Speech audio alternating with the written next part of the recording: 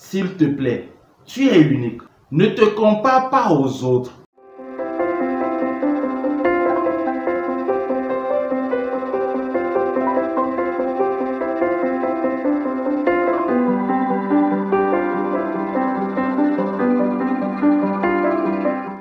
Attention, ne juge pas les apparences.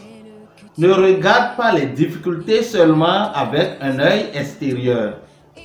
Regarde au-delà des problèmes.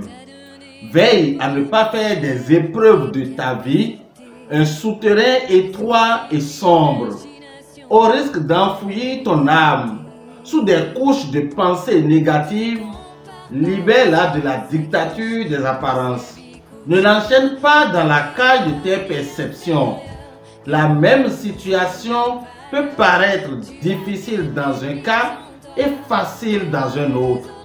Ce qui te paraît être un gros problème est peut-être un petit problème que tu regardes trop près. Ne te laisse pas tromper comme ces nombreuses personnes apparemment libres, mais dont la misère intérieure rend à leurs yeux le monde pire que la prison. Je te le dis, conscientise le moment présent. Si tu te sens mal et dépressif sans raison apparente, c'est que tu es sûrement accusé de ressasser quelque chose qui s'est mal passé ou que tu t'inquiètes pour ce qui n'est pas encore venu. Tes séjours répétés dans un temps qui n'existe pas ou plus ravivent des sentiments qui te tourmentent.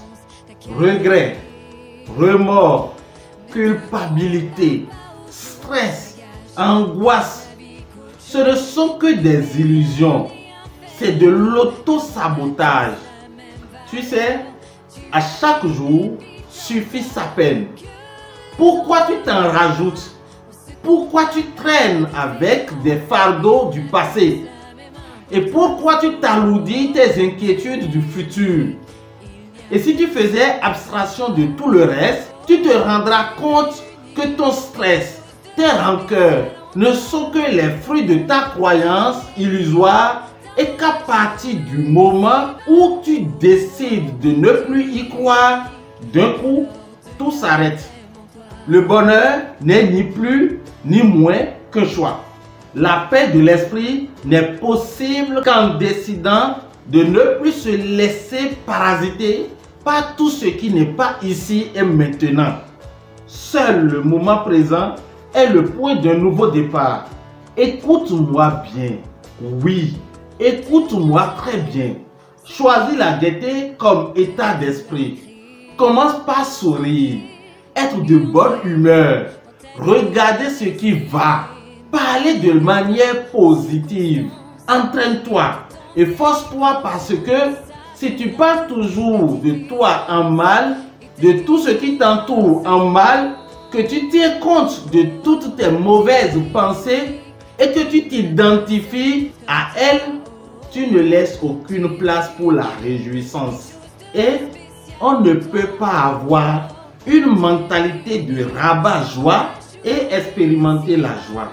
Tu ne peux pas laisser un co-détenu à l'intérieur de toi te tirer 24 heures sur 24 vers le bas et espérer surmonter quoi que ce soit. Si tu vis reclus dans un environnement triste, seul un changement d'état d'esprit peut te sauver. Ne dis pas que tu seras heureux demain si tu ne l'es pas aujourd'hui. Demain n'est qu'une projection, une répétition, une amplification de ce que tu es aujourd'hui. Observe les enfants. Ils se concentrent sur la joie et non sur les difficultés. Même dans la pire situation, ils trouvent des raisons de faire rentrer les rayons de joie dans leur cœur. Les gens les plus joyeux sont les plus simples. C'est remarquable, n'est-ce pas? Ceux qui ont gardé cette âme d'enfant, cet état d'esprit qu'on a tous eu un jour et qu'on peut tous retrouver, celui qui nous permet de voir que la joie est en tout et qu'il s'agit juste de savoir l'extraire Ceci est une marque de sagesse inestimable, celle de vivre dans une constante réjouissance. S'il te plaît, tu es unique. Ne te compare pas aux autres. Notre tendance à nous comparer aux autres sans subtilité nous éloigne trop souvent de notre vraie identité. Pourquoi ça n'arrive qu'à moi? Pourquoi lui n'est pas moi? Pourquoi les autres ont tant de chance? Pourquoi je ne suis pas à cette place? À chaque fois que tu te compares à ce que les autres ont ou font, tu trouveras de quoi alimenter l'envie, la jalousie, l'amertume et donc le sentiment du mal-être. C'est une grosse faiblesse. Il n'y a rien de constructif à laisser ce genre de remarques tourner en boucle dans ta tête. Premièrement, les autres nous montrent que ce qu'ils veulent nous montrer.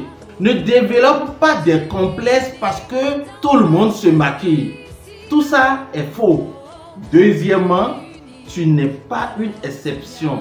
Nous sommes tous éprouvés, même ceux qui ne le montrent pas.